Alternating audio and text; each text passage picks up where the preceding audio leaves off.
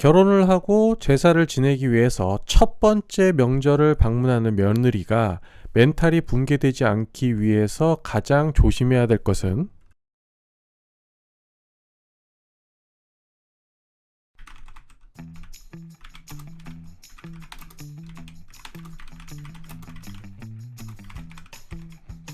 자, 이번 영상에서는 2023년 설날 명절을 맞아서 차례를 지내는 집안의 며느리로 처음 시댁에 가야 하는 여성분들이 알면 좋은 것들에 대해서 말씀을 드리고 싶습니다. 자, 먼저 특정 종교나 다른 이유로 인해서 유교 문화의 관습인 차례나 제사를 지내는 걸 금하시는 분들과 여성이 시댁에 가서 노동력을 제공하는 행위에 대해서 좋지 않은 이미지를 가지고 계셔서 현재 남편과 싸우는 중이거나 앞으로 싸울 예정이신 분들은 시청을 지양을 하셨으면 좋겠고요. 먼저 제 소개를 좀 해드리자면은 저는 저희 아버지의 형제가 총 9남매고 그 밑에 태어난 사촌 형제들의 수가 대략 20여 명 정도가 되는 집안의 장손입니다. 자, 어렸을 적 할아버지 살아 계실 때 할아버지의 손을 잡고 종갓집에 넘어가서 제사를 지내는 모습을 심심찮게 많이 구경을 하면서 살았고요. 그것을 준비하시는 많은 분들의 노력과 그 모습을 보고 자랐습니다. 그래서 감히 노하우라는 이름으로 말씀을 드리고자 해요. 자, 먼저 결혼한 지 얼마 되지 않아서 다가오는 명절 시댁 방문이 처음이신 우리 며느리분들 계시죠? 지금 느끼시는 감정과 스트레스가 절대 여성분들의 호르몬 때문만은 아니라는 것 공감합니다. 자, 많이 신경이 쓰이실 거고 특히 본인의 MBTI가 인프피라든지 이런 분들은 매우 지금 힘든 시기를 보내실 수가 있습니다. 그래서 인터넷이나 유튜브를 통해서 시댁에서 해야 할 일들, 행동 요령에 대해서 많이 찾아보시고 그러실 거예요. 자, 일단 너무 걱정하지는 마시고 제가 지금부터 드리는 얘기를 좀 깊게 생각해 보시고 나아가서 그대로 행동으로 옮기신다면 조금이나마 좀 편하게 그리고 나의 멘탈을 지키면서 명절을 보낼 수 있을 거라고 말씀드립니다. 물론 남편네 집안의 제사 여부나 그리고 명절 때 모이는 식구의 숫자, 구성, 남녀 비율, 어린아이의 동반 여부 같은 것은 아마 결혼 전에 대충 파악이 된 상태에서 결혼을 하셨을 겁니다. 남자네 집이 제사를 지내는지 기도만 하는지 명절 때마다 해외로 여행을 가는지 아니면 어떻게 지내는지 이런 것들을 모르고 결혼을 하는 여자는 대한민국에 단 한 명도 없을 것이다. 자, 그렇다면 그런 정보들은 대충 알고 있는 상태에서 어떤 것을 알아야 하느냐, 바로 그 집안의 차례상의 모양, 그러니까 차례상이나 제사상에 올라가는 음식들의 모양을 미리 파악을 해야 한다는 거죠. 자, 님들의 남편이 혹시 장남이라면 매년 지내왔던 차례나 제사의 절차를 언젠가는 본인이 물려받아야 한다는 사실을 알고 있을 거고, 그런 장남이라면 아마도 과거에 우리 집에서 지냈던 제사상의 사진을 찍어놨을 확률이 매우 높습니다. 자, 이게 얼마나 중요하냐면 그 사진을 확보를 하고 거기에 올라간 음식들의 종류와 손질에 대한 모양, 개수 같은 걸 미리 알 수 있으면 며느리들이 대충 그 음식의 레시피나 손질 방법에 대해서 알 수 있는 것과 마찬가지죠. 자, 이걸 알고 모르고의 차이는 엄청난 것이 될 수가 있어요. 당장 내일 월드컵 결승을 치르는 상대팀의 전술이나 포메이션 그리고 출전 선수가 누구인지를 알고 경기를 준비를 하는 것과 모르고 그냥 준비하는 것의 차이는 어마어마한 걸 겁니다. 자, 사과를 어떻게 깎고 동태전을 어떤 식으로 부치고 이런 작은 것까지는 알 수 없었더라도 어떤 음식이 올라가 있는지만 봐도 큰 도움이 될 겁니다. 어차피 본 게임이 들어가면은 그거 거의 다 전부를 여러분이 다 만들어야 되는 거니까요. 그 다음 두 번째, 자, 명절 연휴 시댁에 갈 때는 다른 친척들보다 먼저 도착하는 게 좋습니다. 자, 이건 왜 그러냐면 여러분들이 결혼하고 처음으로 명절에 차례를 지내러 가는 모습이 마치 자대 배치를 받은 이등병 또는 첫 출근을 해서 하루 종일 눈치만 보고 아무것도 할 수 없는 신입사원의 모습과 같을 겁니다. 그쵸?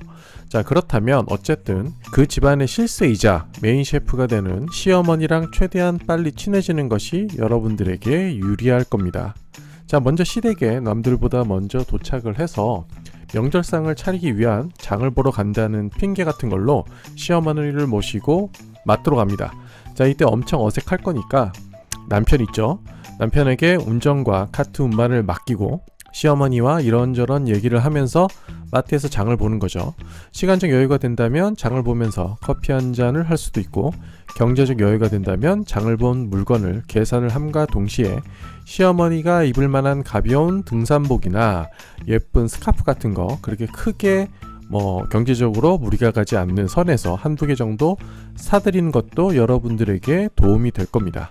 이렇게 명절의 첫 만남에서 시부모님과 대화를 트고 나의 좋은 점을 부각하면서 개념 있는 행동을 보여주는 것이 시댁의 눈치를 보고 마음이 없는 행동을 억지로 하는 것이 아닌, 앞으로 이 집안 내에 여러분들의 지분을 확보해 나가는 첫 걸음이 될 거예요. 혹시 명절이 진행되는 중간에 약간 밉상의 친척이 깐족대면서 여러분의 행동을 비하하거나 깎아내리려 할 때 시부모님이 네가 뭔데 내 며느리한테 뭐라 하느냐 라는 말을 들을 수 있는, 그런 말을 해줄 수 있는 든든한 아군의 지원이 필요하다는 얘기입니다. 자, 그리고 시댁에 먼저 도착을 했으면 그 집안의 조리기구, 음식과 관련된 모든 물건의 위치랑 이동 동선에 대해서 빨리 파악을 해 두시는 게 좋습니다. 어차피 새로운 직장에 출근을 해도 여러분들이 당장에 아무것도 할 수 없는 것처럼 시댁도 마찬가지겠죠. 본격적인 명절 음식을 차리는 절차가 시작이 되고 여기저기서 이것저것 오더가 내려올 때 어리버리하지 않고 빠르게 대처를 하려면 적어도 어떤 물건이 어디에 있는지, 소금은 여기에 있고 냄비는 저기에 있고 하는 것들, 그런 것들을 알고 있는 것과 모르는 것은 아주 큰 차이를 나타낼 것입니다. 자, 물론 어렵고 불편하시겠지만 싹싹하고 개념 있는 A급 며느리의 모습을 보여주고 싶다면 미네랄이 어디 있는지 미리 알고 있는 SCV처럼 다친 마린이 어디에 쓰러져 있는지 빠르게 찾을 수 있는 예쁜 메디카 같은 모습으로 움직이십시오. 자, 그렇게 명절 연휴의 첫날이 끝나면 드디어 차례를 올리는 메인 스테이지, 명절 당일이 되겠죠.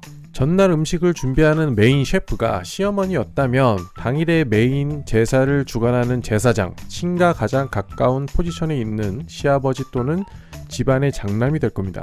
자, 이들을 제사장이라고 명할게요. 이 사람들의 특징이 뭐냐면 제사상에 올라가는 음식에 대해서는 1도 모르면서 그렇게 예민할 수가 없습니다. 솔직히 미역국에 미역이 들어가는지 모를 수도 있어요. 그러면서 차례 음식이 하나하나 운반이 될 때마다 태클을 걸 수 있습니다. 생선은 왜 이렇게 탔냐? 저는 왜 이렇게 부쳤냐? 사과는 왜 이렇게 깎았냐? 빨리 가져와라. 이런 식으로 끊임없이 주방을 재촉합니다. 파인다이닝 레스토랑에서 음식의 조리 과정과 전쟁터 같은 주방의 실상을 전혀 모르면서 재촉만 하는 사장님의 모습과 같을 수 있어요.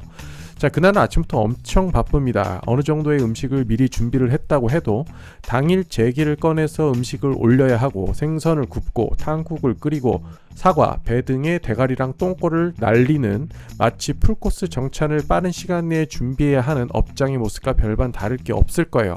시댁이 처음 가서 가뜩이나 정신없어 죽겠는데 어리버리 하다가 이 제사장과 매번 대면을 하는 음식 셔틀러가 되어버리면 그 예민한 제사장의 핀잔과 잔소리를 혼자서 온전히 직접 받아야 하는 사태가 올 수가 있기 때문에 빨리 주방의 한 켠을 차지해서 생선을 굽든 제기를 닦든 계란 껍질을 까든 1인분 포지션을 확보를 하신 다음에 제사장과의 만남은 다른 분이 할 수 있게끔 멀리 떨어져야 합니다. 이런 식으로 차례가 끝나면 이제는 여러분들의 시간이 찾아올 거예요. 요즘은 명절 당일 차례만 지내면 다들 일찍 집으로 귀가하는 분위기니까 대충 눈치 좀 보다가 집으로 또는 친정으로 가시면 되겠죠. 자, 시부모님께 한 말씀 드리고 싶습니다. 금쪽같이 키운 우리 아들, 마치 어떤 여우 같은 여자가 나타나서 하룻밤에 채간 것 같은 상실감을 지니실 수도 있어요. 자연스러운 현상이고 당연하게 느낄 수 있는 감정입니다. 명절 첫날 어색하게 집으로 와서 어리버리타는 집안의 새 며느리를 타박하거나 무시하지 마시고요. 여러분들께서 과거에 시댁살이를 하셨던 기억을 더듬어 보십시오. 며느리의 모든 행동과 발언이 마음에 드시지 않을 수도 있겠지만 적어도 30년은 나랑 모르고 지냈던 사람입니다. 다른 환경에서 자랐고 생각하는 모든 것들이 다른 것이 맞는 겁니다. 며느리가 첫 만남부터 100% 당신의 마음에 들 리가 없어요. 마더 테레사가 와도 불가능한 겁니다. 제발 정말 진심으로 내 딸인 것처럼 생각을 하시고 배려하시고 인생을 몇십 년 더 사신 지혜로움과 너그러움으로 안아주십시오. 그런 행동 하나만으로도 며느리는 당신에게 감사해야 할 것입니다. 마지막으로 남편들에게 조언 하나 드리겠습니다. 명절이 끝나고 집으로 돌아가면 아내가 어떤 말을 하든 어떤 행동을 하든 명절이 끝날 때까지는 납작 엎드려서 생각할 필요가 있습니다. 생전 처음 시댁에 가서 짧게는 하루, 길게는 3, 4일 동안 힘들게 눈칫밥 먹으면서 고생한 당신의 아내입니다. 그런 고생을 한 사람을 존중하시고 그의 행동이 어쨌든 간에 사랑으로 대해주시기 바랄게요. 명절 다음날 백화점은 정상 근무를 하니까 피곤하시더라도 아내를 데리고 외식이라도 한번 하시길 바랍니다. 지금까지 제가 드린 말이 무조건 며느리라면 시댁에 복종하고 순종해야 된다는 어투로 들릴 수 있을 겁니다. 그런 게 아닌 인간 대 인간의 첫 만남이 매우 조심스럽고 매너가 동반이 돼야 되듯이 며느리와 시댁의 만남이 그래야 한다는 겁니다.